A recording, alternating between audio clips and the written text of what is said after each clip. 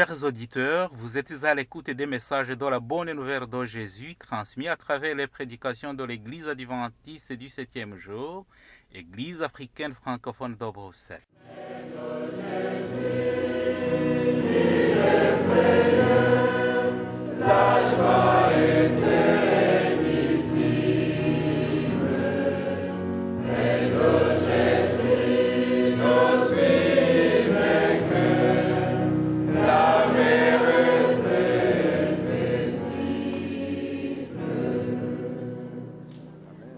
C'est ainsi qu'a commencé la bonne nouvelle de Jésus-Christ, le Fils de Dieu. C'est là ce qui est écrit dans le livre du prophète Ésaïe.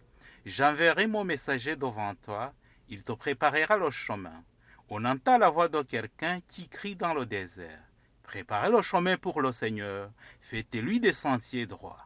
Marc chapitre 1, verset 1 à 3. Itangiro ry'ubutumwa bwiza bwa Yesu Kristo, umwana w'Imana. Nk'uko byanditswe n'umuhanuzi Yesaya, ngo nuko ndenda gutuma integuza yanjye mbere yawe, izatunganya inzira yawe. Ijwi ry'urangurira mu butayu, ati nimutunganye inzira z'Uwiteka, mugorore inzira ze. Mariko igice cya mbere, umurongo wa mbere kugeza ku wa gatatu.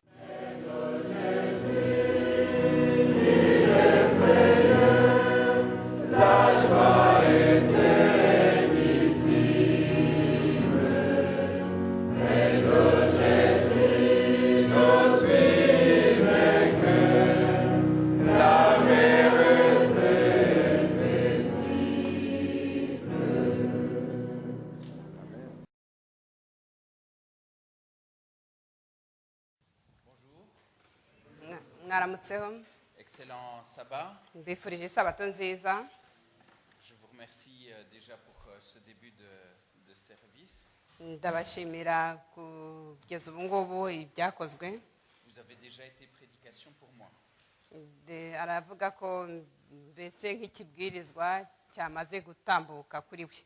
Tant par la prière que par le chant. Binyuze mu ndirimbo ndetse n'amasengesho. C'est vrai que merci pour le soutien.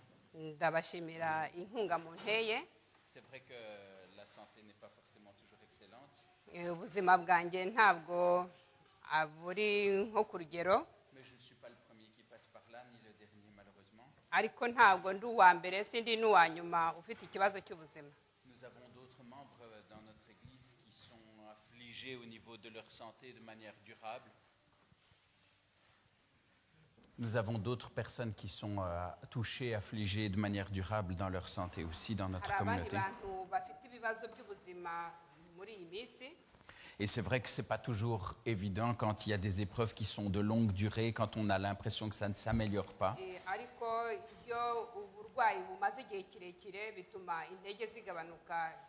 Mais votre prière et le chant qui vient d'être présenté,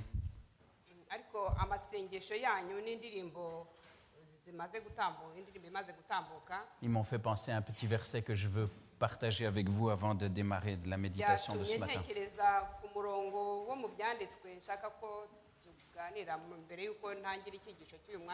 C'est un texte que peut-être vous connaissez qui se trouve dans la deuxième épître aux Corinthiens au chapitre 4.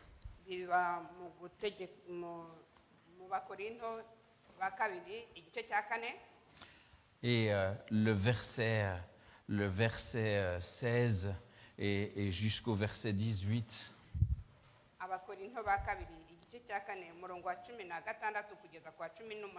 Ils nous disent, c'est pourquoi nous ne perdons pas courage. Et lors même que notre homme extérieur se détruit, notre homme intérieur se renouvelle de jour en jour. Car nos légères afflictions du moment présent produisent pour nous, au-delà de toute mesure, un poids éternel de gloire, parce que nous regardons non point aux choses visibles, mais à celles qui sont invisibles, car les choses visibles sont passagères et les invisibles sont éternelles.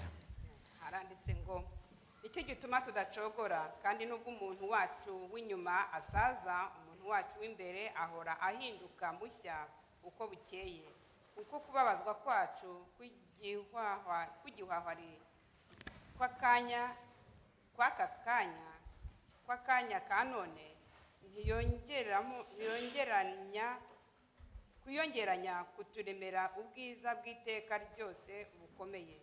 Natwe ntitureba ku biboneka ahubwo tureba ku bitaboneka, kuko ibiboneka ari iby'igihe gito naho ibitaboneka bikaba ari iby'iteka ryose. C'est une belle certitude aussi pour chacun d'entre nous. Ni ibyiringiro kuri buri wese muri twebwe, Que même s'il y a des moments où justement nous passons par des situations difficiles, nubwo habaho ibihe biruhije kuri buri wese, même s'il nous semble qu'il y a parfois des petits bobos ou des difficultés qui nous gâchent un petit peu la vie, iyo habaho ibintu bituma ubuzima bwacu butagenda nk'uko tubyifuza, nous avons la certitude que si nous continuons à regarder auprès du Père, il y a malgré tout des choses qui ne s'affaiblissent pas. dufite ibyiringiro by'uko nitureba kuri data wa twese hariho ibintu bitazacogora, bitazacika, bitazava mu murongo w'iby'Imana yatugeneye. Dans d'autres textes, on dira l'ange de l'Éternel campe autour de ceux qui le craignent. Mu yandi magambo bavuga ko marayika w'Uwiteka abamba amahema y'abamwirizera. Je le remercie déjà pour ce soutien et je suis certain qu'il l'accordera à chacun d'entre nous si nous cherchons aussi sa face. Ndabashimira iyo nkunga mumpa, nizera ko kandi na buri wese azagirirwa iyo nkunga mu gihe gikwiriye. Pour le message de ce matin, je voulais vous inviter à ouvrir vos Bibles dans le deuxième livre des Chroniques. Mu isomo ry'uyu munsi ndashaka ko turebera hamwe ibyanditswe mu gitabo cya kabiri cyo gutegeka, cyo ku ngoma. 2 Chroniques au chapitre 29. Igice cya 28 ibyo ku ngoma. Au chapitre 29, nous allons découvrir l'avènement d'un roi qui va régner à Juda. Turahabona ibyerekeranye n'umwami wabaye mu gihugu cy'Ubuyuda. Son règne est relativement long, il a quand même régné 29 ans. Uwo mwami yabayeho imyaka 29.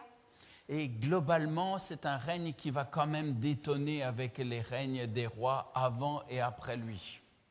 Ariko yagize ubwami bufite ababanjirije n'abaje nyuma ye. C'est le règne du roi Ézéchias. Turareba umwami Ezekias. Quand on regarde ce que Ézéchias va faire et les actions qui sont décrites au sujet de son règne, Turebye ibyanditswe ku byerekeranye n'ubutegetsi bwe, il va globalement avoir une action qui sera assez positive, va-t-on dire. twavuga ko ubwami bwe bwagenze neza Globalement, muri makeya, parce que la fin de l'histoire est un petit peu plus triste. nubwo iyo bigeze ku iherezo ry'ubwami bwe hazaho ibitandukanye n'itangiriro. Il a été entouré de tas de rois qui ont été des rois complètement défaillants. Hezekiya yabanjirijwe n'abami bagiye bakora mu buryo butari bwiza. Quand on voit la manière dont on décrit le règne de son père, le roi Akaz, Iyo turebye ukuntu bavuga ku byerekeranye n'umwami Akazi, il ne faut pas longtemps pour pouvoir comprendre un petit peu quelle est la direction que va prendre son règne. icyo gihe wibaza uravuga uti uriya muntu azakurikira yenda icyerekezo cya se. Si vous prenez au début du chapitre 28, juste un chapitre en arrière, on nous parle du règne du roi Akaz. Tugiye mu gice cya 28 bavuga iby'ingoma ya Hazi. Et on nous dit, Akaz avait 20 ans lorsqu'il devint roi, il régna 16 ans à Jérusalem. Il ne fit pas ce qui est droit aux yeux de l'Éternel comme l'avait fait David son père. Ahangaha bahavuga ko Ahazi yagiye ku ngoma afite imyaka 16 kandi agakora ibitanejeje Uwiteka. Il marcha dans les voies des rois d'Israël. Kandi ngo yagendeye mu nzira z'abami b'Abayisirayeli. Il fit des images de fonte pour les Baals, Yaremye ibishushanyo bya Bali, brûla des parfums dans la vallée des fils d'Hinnom, agatwika imibavu mu kibaya cy'ibigirwamana et il fit passer ses fils par le feu. kandi ngo Il fit passer ses fils par le feu. awi yabatije abahungu be mu muriro mbese abanyujije mu byo bita kubatirisha umuriro Suivant les abominations que l'Éternel avait chassées devant les enfants d'Israël. akurikije ibyo imana yari yarababujije Il offrait des sacrifices, des parfums sur les hauts lieux, sur les collines et sous tout arbre vert. yagendaga mbese ngo atanga imibavu ku misozi y'ibigirwamana byari bibujijwe Un roi qui est véritablement pas un modèle. ntabwo yari umwami w'urugero rukwiriye Depuis les premières lignes de la description, on nous trace déjà un portrait terrible de ce roi Akaz. uyu mwami ahazi agitangira bamuvuga uburyo mbese buteye ubwoba Il est roi de Juda, yari umwami w'ubuyuda mais le texte nous dit qu'il va se comporter selon les rois d'Israël. ariko kandi bavuga ko mu byanditswe bavuga ko yitwaraga nk'umwami w'abayisirayeli C'est pas un hasard puisque depuis la séparation des deux royaumes, eh bien les rois d'Israël avaient cherché à détourner le peuple du temple de Jérusalem pour éviter qu'il y ait une influence encore de Juda. ntabwo bitangaje kuva batandukanya ubwami bw'ubuyuda n'ubwami bwa isirayeli bagendaga bagerageza kureba bagenda basa nk'aho biganana ariko badahuza Et là vous avez un roi de Juda, ahangaha hari umwami w'ubuyuda il règne à Jérusalem, kandi akaba afite icyicaro cye i yerusalemu il a son temple qui est là juste à côté de son palais. kandi yari afite ingoro ye yari iri hafi y'urusengero rw'uwiteka Mais par son action, il va inviter tous les membres de son peuple à se détourner aussi du temple. ariko ku byerekeranye n'uko yakoraga byatumye asa nk'aho ajyana abantu kure y'ihema ry'uwiteka Aussi Ézéchias, son fils, est-il un rescapé? aha rero umwana we hezekiya wakwibaza ngo ese we azakora ibitandukanye n'ibya se Tout d'abord, vous l'avez vu, il est physiquement un rescapé puisque le texte dit qu'il a fait passer de ses fils par le feu. aha rero muribuka ko mu gice cya 28 bavuga ko yabatirishije abahungu be mu muriro Il va aller jusqu'à brûler de ses propres enfants. akabanyuza mu muriro kugira ngo babatirishwe mbese ibyo bigirwamana mbese base nk'aho babatirizwa mu bigirwamana bitari iby'imana y'i yerusalemu Comment est-il possible de descendre aussi bas? mbese byashoboka gute ko umwami yagiye hasi cyane mbese yacishijwe bugufi cyane Mais Ézéchias est un rescapé à un autre niveau. aha rero ezekiya we asa nk'aho yabirokotse mu bundi buryo Il n'a pas été imprégné par le mauvais exemple de son père au point de le reproduire. ntabwo yigeze asa nk'aho abo yigira ku ngero mbi ise yakoraga kugira ngo yenda nawe abikore On va voir que sa mère a sans doute eu une grande influence sur lui.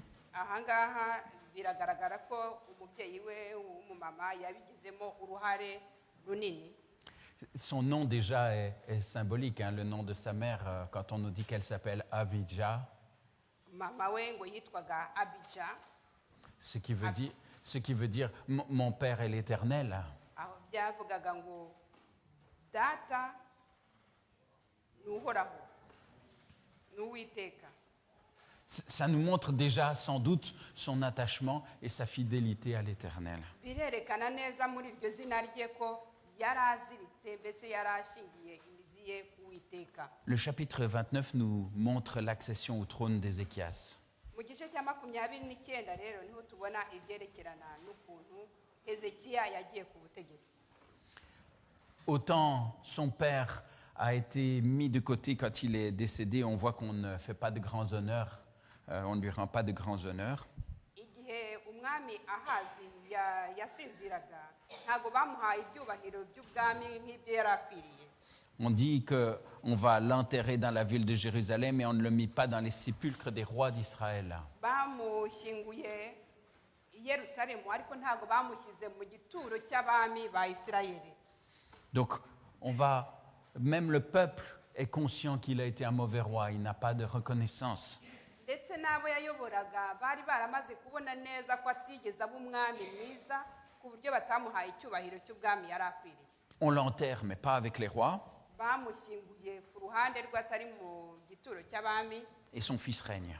umuhungu we aba umwami. Dès le verset 2 du chapitre 29, on va voir qu'il y a une tonalité positive qui est donnée. Ku gice cya 29 ku murongo wa 2 hariho ibintu bihinduka. Il fit ce qui est droit aux yeux de l'Éternel, entièrement comme avait fait David son père. Akora ibishimwa n'Uwiteka nk'ibyo sogokuruza Dawidi yakoraga byose. On voit qu'il est impliqué pour pouvoir remettre l'Éternel au premier plan. Ahangaha biragaragara neza ko mu gutangira yahise rwose yinjira mu murimo we abishyizemo imbaraga yo kuba mu Mana. Dès le début de son règne, il va s'employer à mettre Dieu à l'avant. Mbese agitangira yakoze ku buryo Imana iba imbere ya byose. Vous savez, il faut être concret aussi, il faut s'imaginer comment ça se passe. Aha dushobora kwibaza mbese ukuntu byagenze. Voilà, vous devenez roi.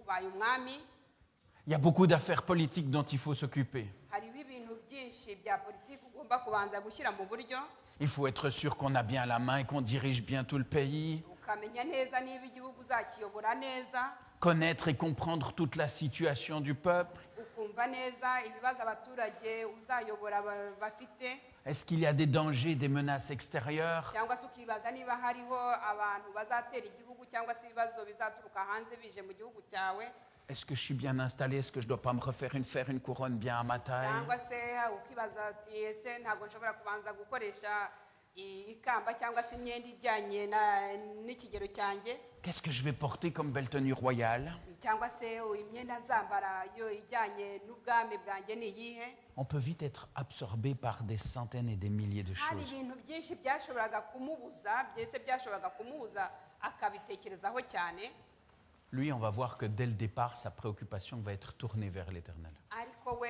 yahisemo kubanza guhindukirira Uwiteka.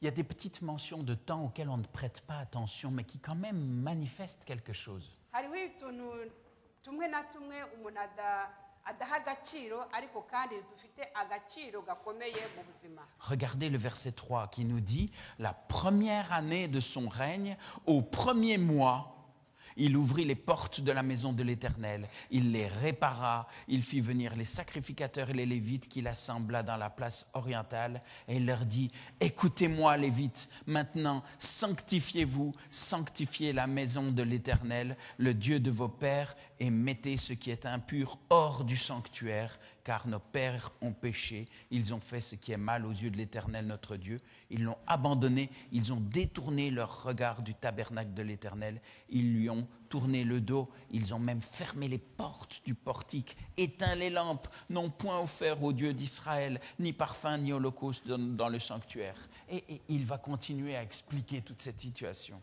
Duhereye ku murongo wa 3 haranditse ngo mu mwaka wa mbere wo ku ngoma ye mu kwezi kwa mbere akingura inzugi z'inzu y'Uwiteka arazisana, yinjiza abatambyi b'Abalewi abateraniriza ahantu hagati herekeye iburasirazuba, arababwira ati nimunyumve mw'Abalewi mwe, mwiyeze nonaha mweze n'inzu y'Uwiteka Imana ya sogokuruza yanyu, mukure imyanda ahantu hera.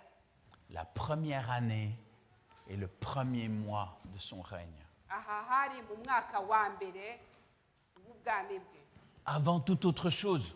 mbere y'ibindi byose. Et ça nous rappelle d'autres passages de la Bible. Biratwibutsa mbese izindi ngingo zanditse mu byanditswe byera. Si l'Éternel ne construit la maison, celui qui bâtit, bâtit en vain. Ahanditse ngo niba Uwiteka atari we wubatse inzu, abayubaka baba baruhira ubusa. Ézéchias n'a pas envie de construire un royaume seulement sur sa gloire, sa force et sa puissance. Hezekiya uyu nguyu ntabwo yashakaga kubaka ubwami bwe yibagiwe Imana n'imbaraga yayo. Il est conscient qu'une bonne part des difficultés que son peuple a dû subir sont dues aussi aux mauvaises décisions et à l'éloignement de l'Éternel par ses pairs. Yamaze kumva neza ko mu gihe cyose ubwoko bwe bw'Abayuda bwagize ibibazo babitewe n'uko bagiye kure y'Imana yabo. Il appelle tous ceux qui sont là et qui sont appelés à servir l'Éternel. ahamagara abantu bose bagombaga kuba mu murimo w'Imana, Il les remet en fonction, il les encourage. ababwira ati musubire mu murimo kandi abatera imbaraga. Et dès que c'est fait, Igihe byari bimaze gukorwa, on voit au verset 19 qu'on va revenir vers lui, on va lui dire « Nous avons remis en état et purifié tous les ustensiles que le roi Akaz avait profanés pendant son règne lors de ses transgressions. ku murongo wa 19 baragaruka baramubwira, mbese bamaze gukora ibyo yababwiye gukora byose, C'est bon. baragaruka baramubwira bati ibyo byari byarandujwe byose twamaze kubyeza, On a tout purifié, c'est devant l'autel de l'Éternel. kandi ibyo byose byari byarandujwe byamaze kwezwa twabishubijwe mu mwanya wabyo. Qu'est-ce qu'il fait directement après? Nyuma yaho mbese akora iki? Le roi Ézéchias se leva de bon matin, Umwami Hezekiya ngo abyuka mu gitondo kare, il assembla les chefs de la ville ahamagara abatware b'umujyi, et il monta à la maison de l'Éternel. bajya mu nzu y'Uwiteka. Ils offrirent 7 taureaux, 7 béliers, 7 agneaux, 7 boucs en sacrifice d'expiation pour le royaume, pour le sanctuaire, pour Juda. Batura igitambo cyo kweza umujyi ndetse n'igihugu cy'Abayuda. Dieu premier servi. Imana yabaye iya mbere, yahawe agaciro, mbese niyo nk'aho bayihaye ibyayo mbere y'ibindi byose. Il montre que comme sa mère aussi, il souhaite que l'Éternel soit son père. Ahangaha yerekanye neza nk'uko izina rya nyina byarivugaga ko Uwiteka ari we mubyeyi wabo. Il suit l'exemple de son père, mais de son Père céleste. Yakurikije urugero rwa se, ariko se wo mu ijuru. Nous ne sommes pas rois aujourd'hui. Ntabwo twebwe turi abami, Bien que nubwo dushobora kuba turi bo, nous sommes quand même ambassadeurs du Christ, turi abahagarariye Yesu Kristo, ambassadeurs du roi des rois. abahagarariye Nous aussi adoptés par le Seigneur. natwe twabaye abana b'umwami. Quel est le mode de fonctionnement que nous avons adopté dans nos existences? Mbese twebwe twafashe uwuhe muco wo gukora mu buzima bwacu? Est-ce que nous nous occupons d'abord de notre gloire, de nos affaires et ainsi de suite? Ese twebwe tubanza kwita ku gaciro kacu cyangwa se ku kwikuza kwacu, Ou avons-nous pris conscience, nous aussi comme Ézéchias, cyangwa se tubanza gushyira mu gaciro nka Hezekiya uyu nguyu, que nous avons besoin aussi de pouvoir nous appuyer sur l'Éternel pour pouvoir construire ko quelque chose de solide? dukeneye kwishingikiriza ku Uwiteka kugira ngo tugire ikintu twubaka mu buzima bwacu. Et il va continuer à pouvoir remplir des actions qui sont positives.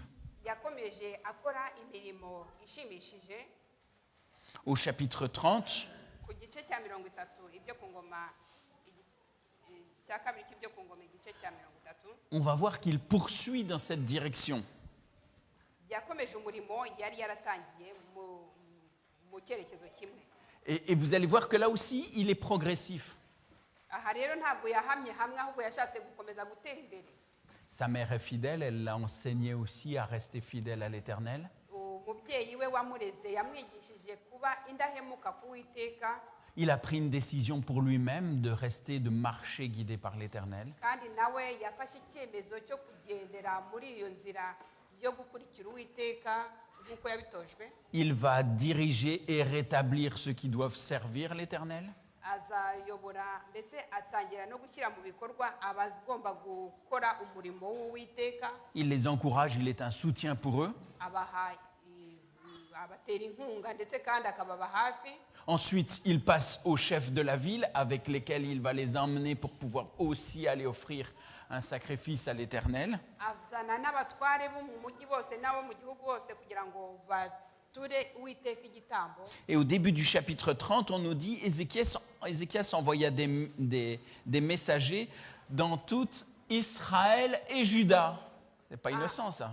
Ahangaha noneho ngo mu gice cya 30 Hezekiya yohereza abajyanye inkuru, mbese abajyanye nk'ubutumwa mu Buyuda ndetse no muri Isirayeli. Il invite à ce que tout le peuple, même en dehors de son royaume, mais tout l'ancien peuple d'Israël, ce grand peuple d'Israël, à ce qu'ils puissent venir ensemble célébrer la Pâque en l'honneur de l'Éternel. atumira abantu bose bari bagize ubwoko bwa isirayeli mbese igihugu cya isirayeli abatumira kugira ngo bazaze kwizihiza umunsi mukuru wa pasika. Ça commence par lui, par les Lévites, par les responsables de la ville, par tout le peuple. Byatangiriye kuri we ajya mu bayobozi mu batambyi bo muri Yudaya ajya ku bategetsi noneho abikwije n'abo hanze y'igihugu cye. Et qu'est-ce qu'on voit au verset 13 du chapitre 30? Muri kiriya gice cya 30 ku murongo wa 13 Un peuple nombreux se réunit à Jérusalem pour célébrer la fête des pains sans levain. Oui, c'est pas grave, vas-y. abaturage benshi bateranira i Yerusalemu baje gutamba igitambo cy'imitsima idasembuye. Et le peuple revient, il revient intensément aussi vers l'Éternel. Abantu baza ari benshi bahindukirira Uwiteka. Le verset 14 le montre, on nous dit, ils se levèrent et ils firent disparaître les autels sur lesquels on sacrifiait dans Jérusalem et tous ceux sur lesquels on offrait des parfums. Umurongo wa 14 baravuga ngo barahagaruka bakura i Yerusalemu ibicaniro byari bihari bakuraho ibyotero byo koserezaho imibavu yose babijugunya mu kagezi kitwa Kidiyoni.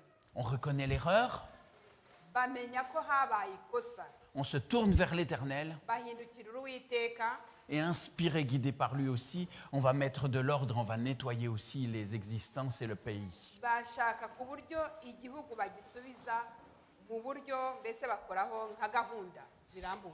Et la fête a été extraordinaire. Uwo munsi mukuru wabaye umunsi w'igitangaza. La fête était tellement grande qu'on a décidé de la prolonger.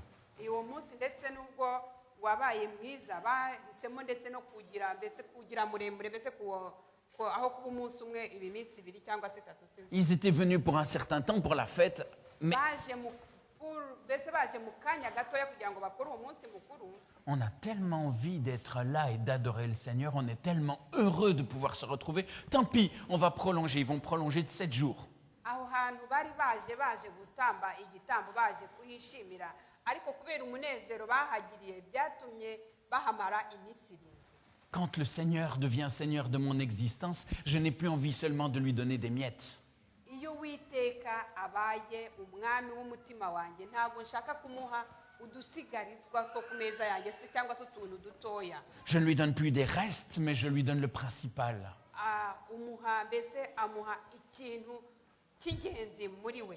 Je ne le sers plus en dernier après m'être servi, je le sers en premier parce qu'il est véritablement la clé de mon existence. Uwiteka ari wo mwami w'umutima wawe cyangwa se umutima wanjye niwe mpa ibikwiriye mu mwanya wa mbere ntago muha nyuma y'abandi bose.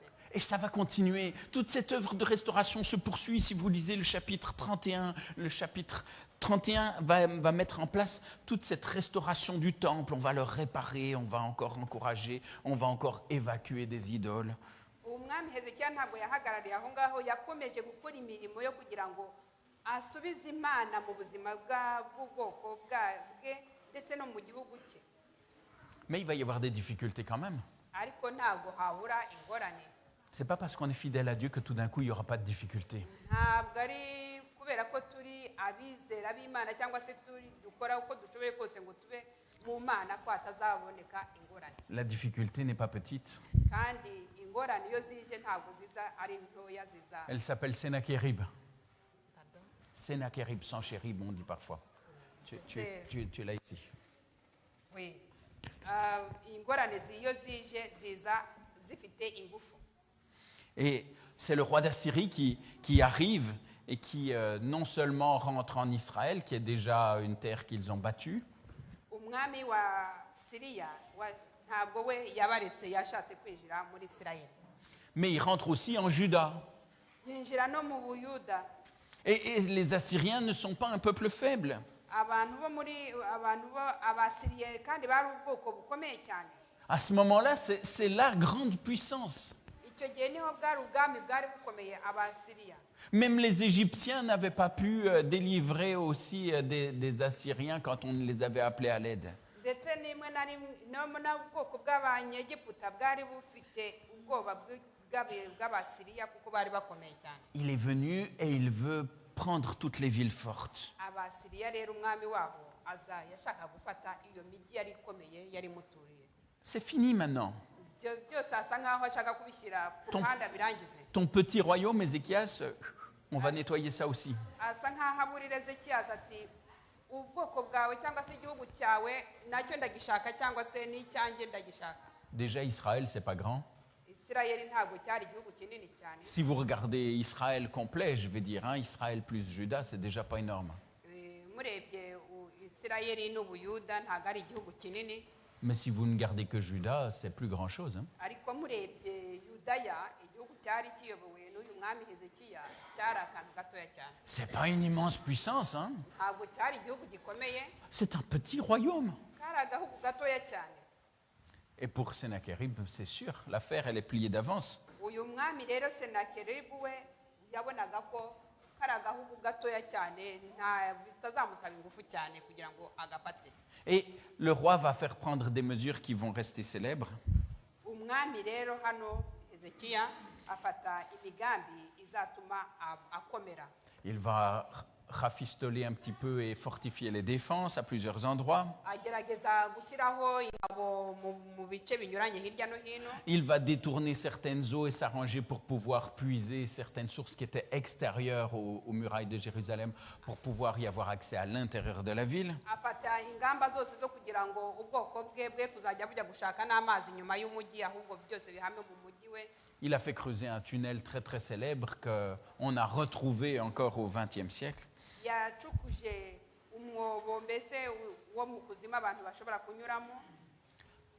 Et effectivement, il va se mettre là à se protéger dans sa ville de Jérusalem. Ahama aho ngaho yikingiye ahamye mu mujyi we wa Yerusalemu. Mais sa première réaction, Ariko icyo yakoze bwa mbere ça va être d'appeler au Seigneur. yahamagaje Uwiteka, yahamagaye Uwiteka. Il va se tourner vers lui, Ahamagara Uwiteka afata umwanya wo kujya imbere y'Imana. l'appeler à l'aide. Ahamagara Imana ngo imutabare. Il sait très bien que ce ne sont pas ces soldats, aussi valeureux et courageux soient-ils, qui vont le délivrer des Assyriens. Yari azi neza ko ingabo afite atari zo zizatuma Abasiriya batamutsinda. Il n'est pas aveugle, il sait à vue humaine qu'il n'a aucune chance. Yari azi neza ko nta mahirwe na makeya afite yo gutsinda uriya mwami Senakeribu. Mais quand il n'y a aucune chance pour l'être humain, ça ne veut pas dire que Dieu n'est au bout de ses possibilités. Ariko iyo umuntu adafite amahirwe ntabwo bivuga ko Imana yagejeje ku iherezo ry'ubufasha bwayo. Sennacherib sait sur qui il s'appuie, il sait qu'il sert l'Éternel. Senakeribu uyu nguyu yari azi neza ko Hezekiya akorera Uwiteka. Et il va les provoquer. Hein? Senakeribu rero ashaka uburyo asa nkaho amwiyenzaho amushotora. Il va leur faire adresser un message. Amwoherereza ubutumwa. Et le message est assez provoquant. Hein? On va le relire ensemble. Ubutumwa yamwoherereje uyu Senakeribu yohereje Hezekiya, reka tubusome hamwe. Et il va leur faire adresser le message que l'on trouve à partir du verset 10, Quel chapitre? au chapitre 32, Chapitre 32 32 ku murongo wa à partir du verset 10. ku murongo wa 10 ahangaha turahabona ubutumwa Senakeribu yandikiye Hezekiya. Et il a raison, hein? Humainement parlant, Sennacherib ne dit que des vérités. Hein? Ahangaha Senakeribu yavugaga ukuri mu by'ukuri. Il dit, mais sur quoi repose votre confiance pour que vous restiez à Jérusalem dans la détresse? Ézéchias ne vous abuse-t-il pas pour vous livrer à la mort par la famine et par la soif, quand il dit « L'Éternel, notre Dieu, nous sauvera de la main du roi d'Assyrie » N'est-ce pas lui, Ézéchias, qui a fait disparaître les hauts lieux et les autels de l'Éternel et qui a donné cet ordre à Juda et à Jérusalem? Vous vous prosternerez devant un seul autel et vous y offrirez des parfums? Ne savez-vous pas ce que nous avons fait, moi et mes pères, à tous les peuples des autres pays? Les dieux des nations de ces pays ont-ils pu les délivrer leur pays de ma main? Parmi tous les dieux de ces nations que mes pères ont exterminés, quel est celui qui a pu délivrer son peuple de ma main pour que votre Dieu puisse vous délivrer de ma main? C'est très clair. aha ubutumwa yamwoherereje burasobanutse neza. Tuhasomye haravuga ngo Senakeribu umwami wa Shuri aravuga ati mwiringiye iki bibatera gutekereza kuzagotwa i Yerusalemu? Mbese Hezekiya ntabashuka ngo mwicwe n'inzara n'inyota, akavuga ati Uwiteka Imana yacu izadukiza amaboko y'umwami wa Shuri. Hezekiya uwo si we washenye ingoro zayo n'igicaniro cyayo, agategeka abami ba Yuda n'Abisirayeli ati muzajye musengera imbere y'icyotero kimwe gusa, kandi aba ari cyo muzajya mwonserezaho imibavu. Mbese ntimuzi njyewe na ba sogokuruza banjye ibyo twagiriye amahanga yose yo mu isi? Imana z'amahanga yo mu isi hano hari ubwo zashoboye kuza gukiza ibihugu byazo amaboko yanjye? Un roi puissant, Yari umwami ukomeye cyane, un roi avec une armée forte, kandi yari afite n'ingabo zikomeye, un roi qui remporte des victoires, yaranarwanaga akanatsinda, un roi qui sème la terreur partout où il passe. kandi aho yanyuraga hose yahakoraga. Il a raison, ibikorwa toutes les by'urubozo. contrées qu'ils ont rencontrées, tous priaient peut-être des divinités quelconques et aucune n'a pu être délivrée. Aha hantu hose yagiye anyura arwana, nta muntu n'umwe wigeze amutsinda. À sa vue à lui, il a raison. Kuri we ibyo yarebaga yari afite mbese yari afite ukuri, kuko igihugu cy'Abuyuda atashoboraga kutagisoza. Sauf que cette fois-ci, il n'est pas confronté à des idoles. Aha ngaha ariko icyo yibagiwe ni uko nta bigirwamana byari bigihari. Mais il s'est confronté à l'Éternel lui-même. Aha ngaha yari agiye guhangana n'Imana Uwiteka wenyine. Et le texte précise qu'il va aller plus loin, qu'il va encore renvoyer des lettres et qu'il va être insultant envers l'Éternel. Aha ngaha ijambo ry'Imana riratubwira ngo yakomeje kohereza ubutumwa bwo kubatera ubwoba, ndetse agera n'aho yohereza ubutumwa butuka Uwiteka Imana y'Abayisirayeli. Et qu'est-ce qu'on nous dit, verset 20? Ku murongo wa 20 w'icyo gice cya 30 Le roi Ézéchias, kabiri, le roi Ézéchias et le prophète Ésaïe, fils d'Amoz, se mirent à prier à ce sujet et ils crièrent au ciel.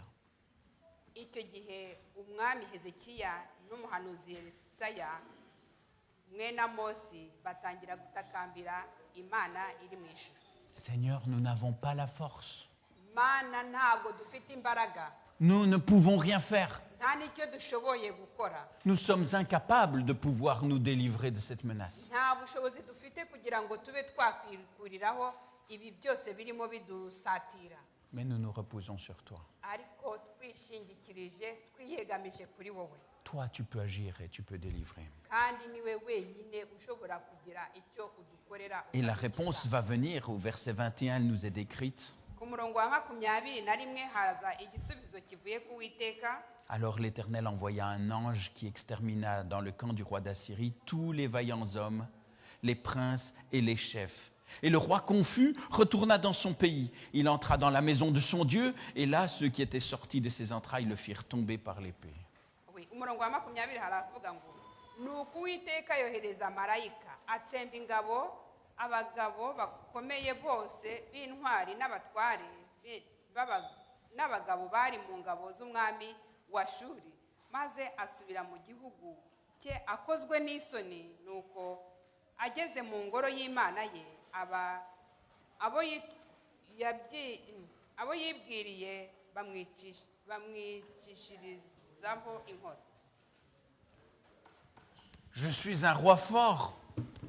Ndi umwami ukomeye, J'ai une armée puissante. mfite n'ingabo zikomeye, Nous sommes en train d'assiéger toute leur ville. dutikije uriya mujyi wose. Tout fonctionne comme prévu. Ibi byose byagendaga nk'uko D'ici quelques semaines, nous serons les maîtres du pays. icyo gihe mbese mu minsi mikeya tuzafata kiriya gihugu. Une épidémie. Haza rero icyago, Les soldats meurent comme des mouches. abasirikari bo bose, mbese ingabo ze zose zirapfa nk'isazi. Même les princes et les chefs des n'abatware Assyriens ndetse sont touchés. n'abakomeye bo mu bwoko bwa shuri. Et tout à coup, le roi Sennacherib, sans armée forte, avec les restes d'une armée qui se décompose, il rentre chez lui en vitesse. Umwami Senekerebu asigara wenyine akozwe n'isoni atahiwe. Alors il va pour s'appuyer sur ses dieux. Asanga imana ze abariza ajya kwishingikirizaho. Et il va s'adresser sans doute à l'une ou l'autre idole dans un temple de son pays. Agenda mbese asa nkaho afite umuntu avuga ati ngiye kumuha ibimbabaje ku mutima, kumubwira ibimbabaje. Et là, quand il rentre, il y a un complot contre lui par ses propres enfants et fini. Agezeyo asanga ahubwo abo agiye gutakira basa nkaho bamuteze igico baba ari bo bamwica. Un roi puissant, Umwami ukomeye en position dominante, ufite ubushobozi mbese atwara mbese akomeye cyane, et en un rien de temps, plus rien. mu kanya gatoya aba asigaye nta gisigaye. L'Éternel a délivré. Uwiteka yacunguye ubwoko bwe. Et on nous dit que beaucoup vont apporter des offrandes à Jérusalem. Abantu benshi bazana ibitambo mbese bazana ibitambo by'ishimwe i Yerusalemu. Et il va être élevé, Ézéchias, on nous dit, il a été élevé aux yeux de toutes les nations. Hezekiya uyu nguyu rero noneho abantu bamuzanira ibitambo noneho bashima Uwiteka nawe baramushima ko yabaye igikoresho cy'Imana. Et puis arrive la deuxième difficulté pour Ézéchias. Haza rero ikindi kigeragezo kuri Hezekiya. Il tombe malade. Ararwara. Il tombe malade, et maladie grave. Arwara indwara imumereye nabi. Sa vie est menacée. Ubuzima bwe mbese busa nkaho bwari bugirwa mu ntoki nk'uko babivuga. À nouveau, il va en appeler à l'Éternel. Ariko ntiyibagiwe uwo yitabaza ahamagaza Uwiteka. Il va lui adresser la parole. Abwira Uwiteka. Et l'Éternel l'écoute. Uwiteka aramwumvira. Il lui répond, il le guérit. Aramwumvira kandi aramukiza. Nous connaissons tous le passage, il est décrit ailleurs dans l'Ancien Testament. Iyi nkuru tuyizi neza kuko yanditse ahandi hantu mu byanditswe byera. Vous le savez, il va lui donner ce signe du soleil qui va reculer sur les cadrans solaires. Imana yamuhaye ikimenyetso cyaho izuba ryasubiye inyuma. Extraordinaire, le Seigneur va faire retourner le soleil en arrière. Tout l'univers est modifié là. Murumva iki kimenyetso cyari gikomeye Imana yahaye Hezekiya izuba ngo risa nkaho risubira inyuma n'abantu barabibona. Et c'est pas Ézéchias qui a déliré, les autres rois de nouveau vont le voir. Aha ntabwo ari Hezekiya wenyine wabibonye, ahubwo n'abandi bami bari bamukikije b'ibihugu byari bimukikije nabo barabibonye ko izuba ryasubiye inyuma. Et là, ça va être la chute d'Ézéchias. Aha niho habayeho nkaho umutego wo kugwa kuri Hezekiya. Lui qui s'était toujours basé sur l'Éternel. Uyu nguyu wari warashingiye ubutegetsi bwe n'ubuzima bwe ku Uwiteka. Lui qui avait toujours mis l'Éternel en premier. We wagize Uwiteka nyambere. Là, on va voir que tout à coup, ça va être difficile pour lui. Aha niho ingorane ze zitangirira. Le verset 25 nous dit une chose toute petite et très courte. Il ne répondit point au bienfait qu'il avait reçu, car son cœur s'éleva, et la colère de l'Éternel fut sur lui, sur Juda et Jérusalem. Ariko Hezekiya ntiyitura ubuntu yagiriwe kuko yiyogeje mu mutima we, nicyo cyatumye uburakari bumubaho we n'Abayuda n'Abisirayeli. Lui qui pendant toute sa vie a mis en avant l'Éternel, ubuzima bwe bwose yashyize Uwiteka imbere.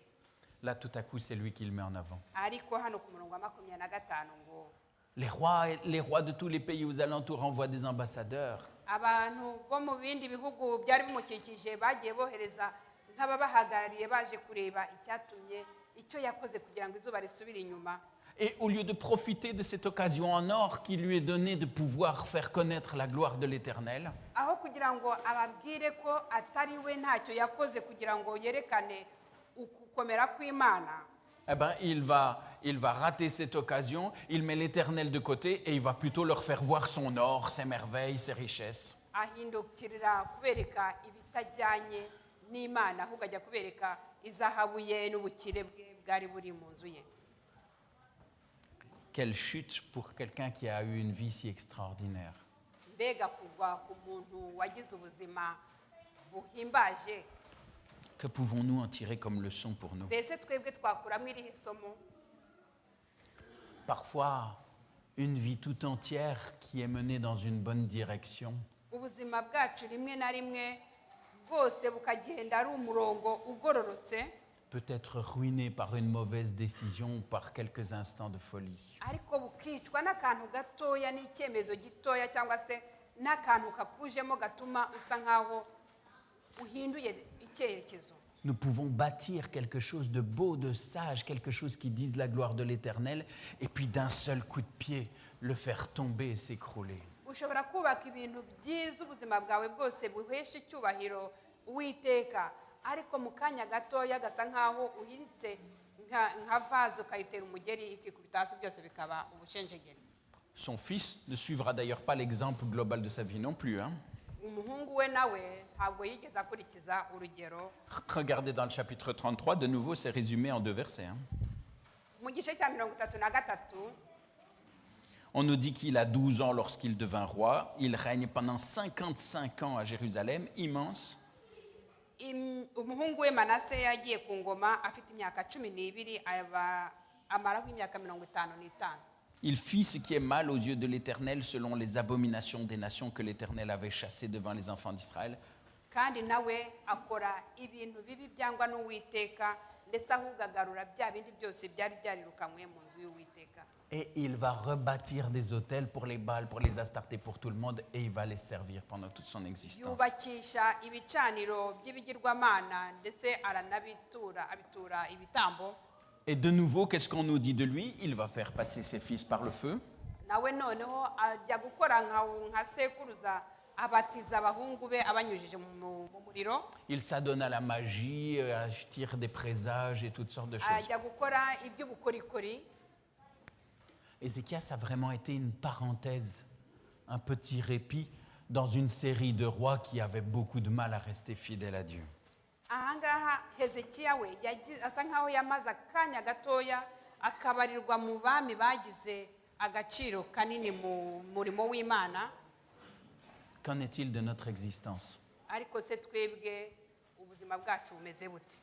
Oh, nos noms ne vont peut-être pas rester sur des plaques, sur des stèles, nous n'aurons peut-être pas des statues avec nos visages dans les rues. Ese ntabwo twakwishimira ko yenda twazahabwa nk'ibishusho bituhagarariye cyangwa se tugahama ahantu hamwe tudatera intambwe ngo tuvaho tugire aho tugeza. Mais quel exemple laisseront nos vies? Mbese tuzasiga izihe ngero? Est-ce que nous aurons tenté pendant toute notre vie de montrer notre gloire?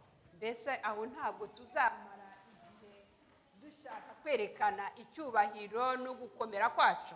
Ou bien est-ce que nous aurons su saisir aussi les occasions que l'Éternel nous donne pour pouvoir le mettre en avant et lui rendre la gloire qui lui revient? Cyangwa se tuzamara igihe duha Uwiteka icyubahiro dukoresheje ingero zose cyangwa se uburyo bwose bushyizwe mu nzira yacu cyangwa se mbese uko tumeze kugira ngo twerekane icyubahiro cy'Imana. Être né dans de mauvaises conditions, même avec une mauvaise éducation et ainsi de suite, tout cela n'est pas quelque chose qui nous empêche de pouvoir nous mettre au service de Dieu. Kuba twaravukiye mu miryango mibi cyangwa se twaravutse mu buryo butari bwo ntabwo ari ikintu gishobora gutuma tudakorera Uwiteka ngo tumuheshe icyubahiro. Et si la Bible nous montre une vie qui semble avoir été extrêmement bonne et qui va connaître un raté sur la fin, niba ijambo ry'Imana ritwereka ubuzima bwazamutse neza bwayobowe neza n'Uwiteka mbese bukagenda ku murongo ukwiriye mu iherezo bukagwa habi, elle nous montre aussi des vies qui toute leur vie vont être mauvaises et qui au dernier moment vont se tourner vers l'Éternel. ijambo ry'Imana naryo ritwereka n'ubuzima bw'umuntu utangira nabi nyuma agasoza neza. Parfois, vous savez, on peut se décourager quand on regarde le parcours de nos vies. On se dit, mais misère, qu'est-ce que j'ai fait de bon? J'ai raté telle ou telle opportunité, ça c'est pas bon, ceci ou cela. Rimwe na rimwe dushobora gucika intege tuvuga tuti mbese ubu icyo nakoze mu buzima bwanjye ni igiki, icyo nimariye ni iki, mbese aho ngeze haranjyana, mbese ndi kujya mu yihe nzira, ndi kwerekeza he? Il n'est jamais trop tard pour se tourner vers Dieu. Ntabwo ari nta gihe kirarenga Et même kugira si- ngo duhindukirire uwiteka Et même si c'est aux dernières secondes de notre existence, comme ce sera le cas pour le larron sur la croix, ntabwo niyo haba ari mu munota wa nyuma w'ubuzima bwacu nk'uko byagendekeye kuri cya gisambo ku musaraba, les conséquences en seront éternelles. ingaruka zizaba iz'iteka ryose. Que le Seigneur nous aide à ne pas regarder simplement à cette gloire présente et actuelle, uwiteka dufashe kugira ngo tutareba ibyubahiro dufite none ahangaha, mais à tourner nos regards vers ce qui est invisible mais durable. duhindukize indoro yacu mbese turebe kure aho icyubahiro cy'iteka kiri kutujyana. Ça peut sembler bête, ce que je vous dis. Bishobora kuba ari ibintu bitumvikana. Tourner son regard vers des choses pas visibles. Guhindukiriza icyerekezo cyacu ku bintu bitagaragara cyangwa se bitaboneka. Mais c'est qu'au fur et à mesure que nous contemplons aussi les exemples qui nous sont donnés, ce que la parole de Dieu nous enseigne, cela doit devenir visible à nos yeux. Ahangaha iyo turebye gahoro gahoro ingero dusanga mu byanditswe nibyo bituma indoro yacu tuyerekeza ku bintu bitaboneka. Que le Seigneur fasse de nos existences Uwiteka adufashe mu buzima bwacu des existences qui disent la gloire du véritable roi. kugira ngo ubuzima bwacu buhindukire kandi bwerekeze icyubahiro cy'Imana, Qu'il soit élevé. kugira ngo Imana abe ari ishyirwa hejuru, Et qu'en voyant aussi la manière dont nous vivons nos vies, que les gens puissent dire aussi Dieu était son Père. noneho kugira ngo abantu nibabona uburyo tubaho bajye batanga urugero rwiza bavuga bati bariya abantu bari bayobowe n'Uwiteka. Que le Seigneur nous garde, Uwiteka turinde qu'il nous accompagne, kandi aduherekeze, qu'il nous fortifie, aduhe n'imbaraga qu'il nous délivre. kandi adushoboze, adukomeze kuducunguza imbaraga ye. C'est toujours le même Dieu et sa main n'est pas trop courte pour sauver. Souvenez-vous de ce que Isaïe a écrit, un contemporain de Ézéchias. Ntabwo ukuboko ko kwigeze guhera ngo areke kudukiza, Qu'il puisse délivrer chacune et chacun d'entre nous. kugira ngo buri wese ahabwe imbaraga kandi amushoboze.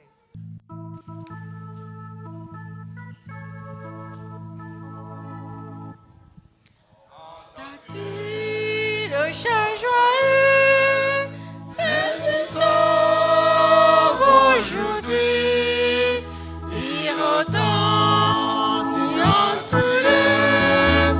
Jésus sauve aujourd'hui, c'est un cri de délivrance, un cantique d'espérance qui remplit l'espace immense. Jésus sauve aujourd'hui, partout les vies là-bas. Jésus sauve aujourd'hui, va y aller de la croix. Jésus sauve aujourd'hui, un palais, Jésus t'appelle, le parole lui la nouvelle, à connaître de plus belle. Jésus sauve aujourd'hui. Ensemble. Seigneur notre Père, nous te sommes reconnaissants parce que nous savons que ce Dieu extraordinaire, ce Dieu qui a entendu les prières d'Ézéchias est toujours le même qui entend les nôtres aujourd'hui. Seigneur, pas plus que lui, nous sommes dignes de nous tenir devant toi. Nous n'avons pas de mérite à pouvoir t'adresser et qui ferait qu'il serait normal que tu puisses aussi exaucer nos prières. Nous sommes là devant toi tels que nous sommes, avec nos forces, mais aussi avec nos faiblesses.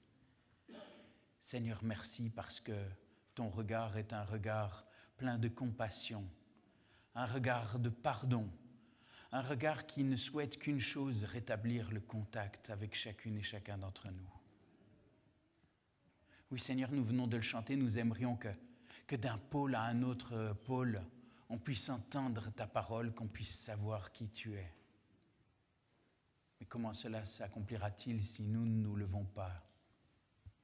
Seigneur, fais pour nous comme tu as fait pour Ézéchias, tout en nous préservant de tomber, de nous enorgueillir. Aide-nous à pouvoir d'abord nous appuyer sur toi, à pouvoir être des renforts et des soutiens pour tous ceux qui sont là et qui cherchent à te servir, à pouvoir être un appel vivant pour tout le peuple et tous ceux qui sont autour de nous pour leur faire connaître ta parole.